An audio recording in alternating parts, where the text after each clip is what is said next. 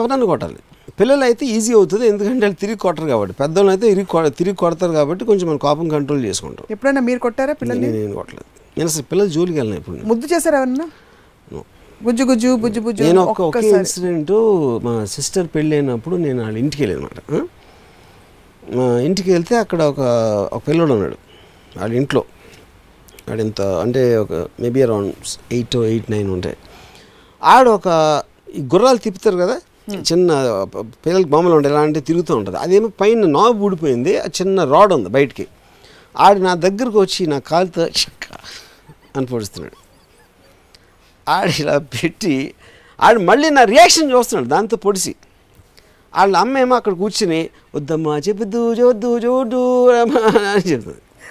నేను ఒక 2 సార్లు చూసి దాన్ని పట్టుకుని కట్ట దాన్ని నలిపేశాను.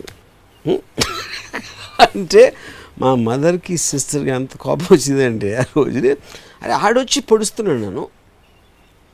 ఆడొచ్చి పొడిచినప్పుడు నేను ఎలా చేయకుండా ఉండాలంటే పిల్లోడే నాకు నొప్పి కదా.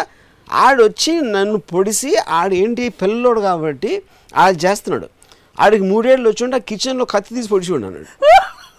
అప్పుడు ఒక సెల్ఫ్ డిఫెన్స్ అనేది నా రైట్ అది, అందుకని నేను దాన్ని ఎరగొట్టానని చెప్పాను.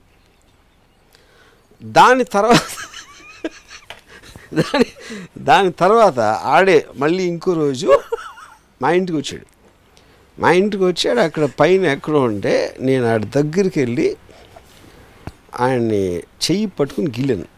ఎప్పుడైనా నేను వచ్చినప్పుడు కరిసిన ఏమైనా చేసావంటే ఇది అవుతుంది, ఇక్కడ ఎవ్వరు లేడు, ఏడిసావంటే చూడాలి అని చెప్పాడు, భయపెట్టాడు. ఆ రోజు నుంచి అసలు మా ఇంటికి వచ్చినా అక్కడ కావాయిట్గా ఉంటాడు. ఇప్పుడేంటి నేను చేసింది చైల్డ్ అబ్యూజ్ అని మీరంటే, టీచర్ ఏం చేస్తున్నాడు? బెత్తంతో కొట్టాడు. నన్ను చాలాసార్లు మా టీచర్ బెత్తంతో కొట్టింది. ఎందుకు నేను ఏదో తప్పు చేసినా, హోంవర్క్ చేయలేదో, లేకపోతే ఏదో క్లాస్ వింటలేదని. సో అప్పుడేంటి, నీ బలాన్ని అవతలోడి మీద చూపించడం అనేది దట్స్ న్యాచురల్ ఇన్స్టింక్ట్ అది. సో అప్పుడు నేను ఆ పిల్లోడి మీద చూపించగలిగా, ఎందుకంటే నన్ను పొడిచాడు.